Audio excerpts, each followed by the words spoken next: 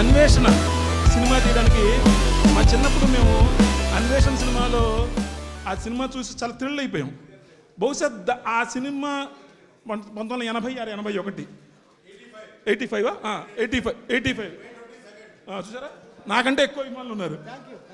85 మరి ఏంటి ఆ సినిమా తీయడానికి మీకు ప్రేరణ? హిచ్కాక్ కూడా.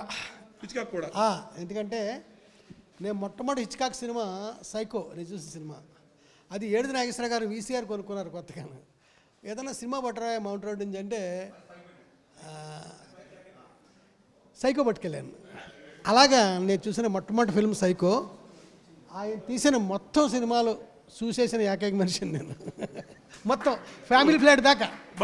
అది పొలగాడు కూడా తెలుసు. ఏడెక్కడా మొత్తం తెలుసు అది నీకు. అంటే మీరు ఆ సినిమాలో కూడా మీరు ఎక్కువగా మ్యూజిక్ మీద, బర్డ్స్ మీద, వాటి మీద వెళ్ళారు కదా. అంటే మీకు అప్పటికే మీరు బర్డ్స్ సినిమా కూడా చూసుంటారు కదా. అంటే ఏదైనా ఆ మ్యూజిక్ కూడా హిచ్కాక్ సినిమాలో చాలా కీలకమైన పాత్ర కదా. అంటే థ్రిల్లింగ్ ఎలిమెంట్కి మ్యూజిక్ ఏ రకంగా తోడ్పడుతుంది, దానికి మీరు హిచ్కాక్ నుంచి పొందిన ప్రేరణ ఏదైనా ఉందా? అవునండి, హిచ్కాక్ గురించి ఇప్పుడు మీరు మాట్లాడుతున్నారు కదా. నా ఆఫీసులో ప్రతి గోడకి హిచ్కాక్ గురించి ఉంటుంది చెప్పడానికి పెద్ద మనిషి రెడీగా ఉన్నాడు. ప్రతి చోట హిచ్కాక్ గురించి.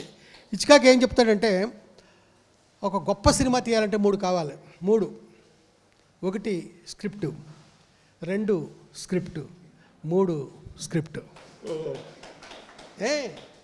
ఆ తర్వాత ఎవరో నాలటాడు నోటోరియస్ అని, ఇంగ్రిడ్ బర్గ్మన్ హీరోయిన్ అనుకుంటాను నోటోరియస్లో. ఆ సినిమా స్టార్ట్ చేశారండి, మళ్ళీ దాని గురించి ఏమీ ఊసు కబురు లేదు పేపర్లో అని ఎవడో అడిగాడు నాలాంటివాడు.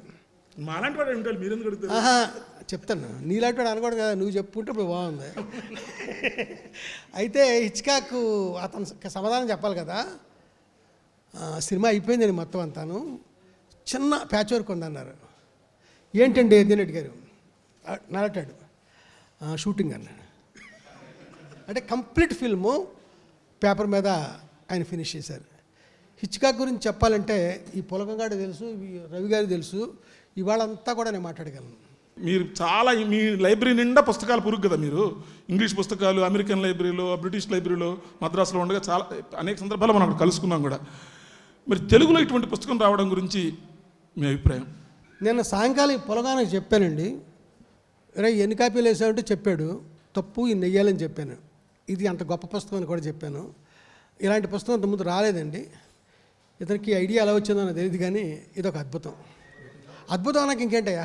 రచయితలు ఇద్దరితో మీకు చాలా సన్నిహిత అనుబంధం ఉంది కదా.